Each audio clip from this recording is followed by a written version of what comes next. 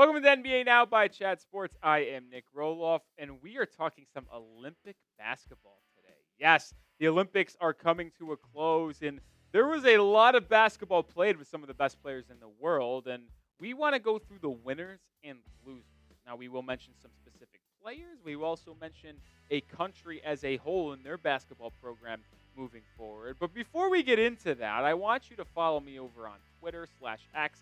I will have the latest in the NBA over on my Twitter. Anything crazy happens, we will break it down. I'm tweeting about the NBA on a daily basis. So if you want to be the most informed NBA fan on the planet, well, step one is make sure you're subscribed to Chat Sports here, but also follow me on Twitter as we're going to have coverage in between each video surrounding the NBA. All right, we're going to start with a loser here. The first person that we're talking about is Jamal Murray.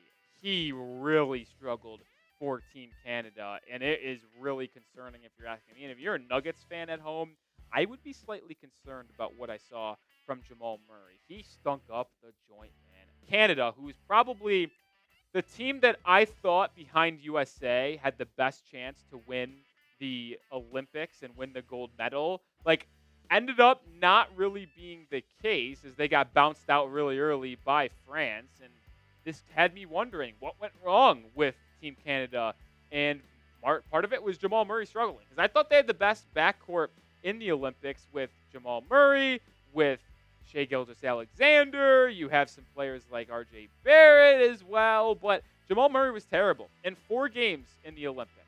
6 points, 3.8 assists. But the concerning part was his field goal shooting. 29% from the field and 14% from beyond the arc.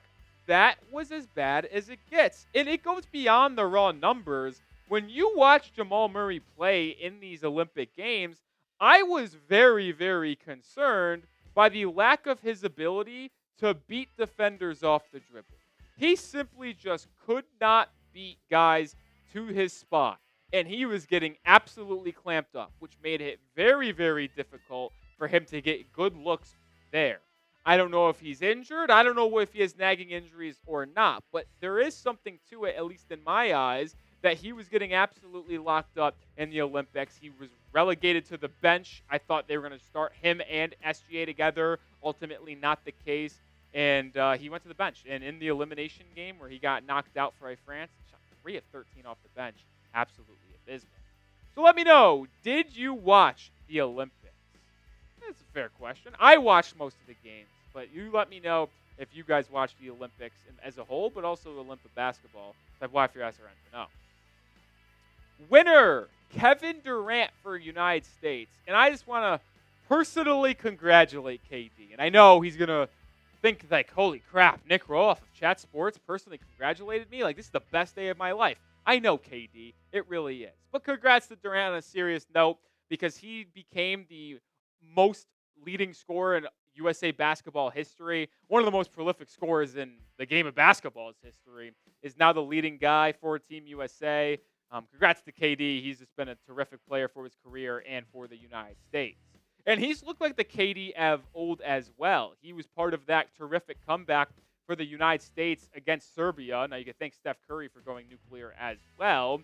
But KD was very, very good in these Olympic runs. Top 3 leading scorer on this ball club as well. He just looked like a confident scorer out there. Can do it from beyond the arc. Can do it off the dribble. Durant was very, very good for Team USA. Someone who really struggled, and it's really been a bad 6 months for Rudy Gobert. He did not play well for France. And it started to be concerning to me if Rudy Gobert is just going to be a bad basketball player moving forward. He's clearly not bad, but he got benched. He did.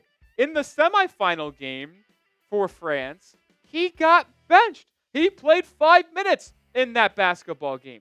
He was not good. Victor Wembanyama has been the leading guy for France. Evan Fournier's played some hoops. They've had some guards really step up, which was a little bit of a surprise. But Rudy Gobert and Victor Wembanyama were advertised to be the 2 guys to really lead that France team in the front court. But it's really just been the Wemby show, because Gobert can't even see the floor. It just really goes to show that some of those depoys, 4-time depoy winner, it's a bit ridiculous. Probably should not have 4 Defensive Player of the Years. Rudy Gobert just has really had a really tough summer ever since going back to him getting exposed in the Western Conference Finals to now being benched by France. Kind of nuts. More players to talk about here, but make sure you are subscribed to the channel because we're going to have you covered on every single NBA news and rumor piece, even some fun segments like this one. Make sure you hit that sub button and join myself, Nic Rohloff, as we'll have a lot of fun NBA coverage leading up to the getting underway in just about a couple of months. But we'll also be doing live events for the trade deadline. We live for the draft, live for free agency. We do it all here at Chat Sports. To hit that sub button. Rudy Gobert's counterpoint. Victor Wembanyama is a winner. The young man just continues to grow his legacy. And you want to talk about someone who could have one of the best international careers out of anyone in the history of the game. It might be Victor Wembanyama. He just continues to grow. He led France to that gold medal game. Like, that's a hard thing to do, man. It is. Like, I don't care what you say. Being the best player at 19, 20 years old and getting your team to the gold medal match in the Olympics, that is really, really impressive stuff by Victor Wembanyama.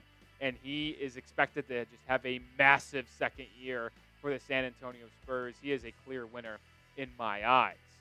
A clear winner should also be Game Time because that is the best app to use if you want to go watch any of these players play basketball when the NBA season comes around in 2 or 3 months. But if you can't wait any longer, which I can't, you can also use Game Time to go watch some NFL games, MLB games, and some concerts, comedy shows as well. The Game Time app is the best place to go find your tickets. They show you your seat when you're in the app. You get a panoramic view of everything. They have the lowest price guaranteed. They have all-in pricing, which means you get to see your total money you're spending on each ticket up front with no surprise fees at checkout. They got zone deals as well, which allow you to save even more money when you choose a section and let Game Time choose the seats. There's tons of different features on the Game Time app, which help you get the most bang for your buck. So download the Game Time app, create an account, and use code CHATSPORTS for $20 off your first purchase. Terms apply, but again, create an account and redeem code CHATSPORTS, CHATSPORTS, for $20 off. Last minute tickets, lowest price guaranteed. All right. Now, we do have Steph Curry as a loser on the list, but I also had this on my list before his semifinal game against the Serbia. I mean, Steph Curry went absolutely nuclear. He had 37 points. And if we're going to be honest, Steph Curry is the only reason why Team USA was able to get to the gold medal match. Because without him knocking down 9 threes and just being a menace to the Serbian defenders, USA is probably out in the semifinals. But I do have to stick to my guns here, folks. And before that massive semifinal performance by Stephen Curry, he was really struggling. He was only averaging 7 points a game in the first 4 games for USA, the first knockout game and the 3 group stage. Curry just was not adjusting well, but he finally found his stroke in that semifinal game against Serbia, had 17 points in the first quarter. Like I said, ended with 37. He really turned things around in that one, but he was not playing well up until that point, so I'm sticking to what I had as Curry being a loser. Now, he went off in the championship game. It's a different story. Another loser, Jayson Tatum. This one is very, very clear. This guy's just racking up DNPs for Team USA. And it's not to diminish Jayson Tatum as a player. Like, he obviously just won an NBA championship. But I think it's becoming more and more clear that he might be one of the more overrated NBA stars we have. And I don't want to knock the guy too crazy, but let's just be real here. That Celtics team won because they were one of the most well-put rosters in the NBA. They did not win because Jayson Tatum is one of the best leading men in the NBA. There's a reason why Jaylen Brown won Finals MVP. I also just think the impact of Derek White and Drew Holiday can't be understated. Like, Jayson Tatum was not the reason why that team won a title. He helped them do that. And then when he's on Team USA and he got a DNP in the first group stage game, gets a DNP in the semifinals against Serbia. Like, he's 4th in the NBA on this team in minutes and shooting 38.9% from the field. Like, Jayson Tatum has not been good in the Olympics at all. And it's not like I'm trying to say he's a bad basketball player, but if you're trying to tell me who played well in the Olympics, who didn't, who's winners, who's losers, Jayson Tatum might be one of the most clear-cut losers on this list. You let me know, though, who is the biggest loser of the Olympics? We've already had 4 names: Tatum, Steph Curry, Jamal Murray, and Rudy Gobert. I think you could put an answer to this question to Murray, Gobert, or Tatum. Probably can't be Curry anymore, but let me know who your biggest loser of the Olympics is.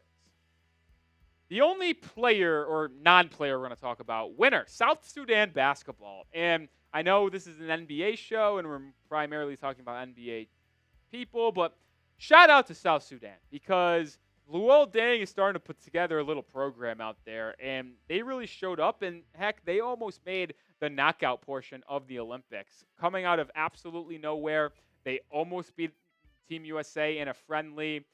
They were very, very close to beating Serbia and almost making it into the knockout portion. They put up a great fight, and they're really starting to put together something over there in South Sudan, and I wouldn't be shocked by the next Olympics rolling around if they were a team that was almost a shoo-in to reach the knockout stage. Luol Deng's running a great program.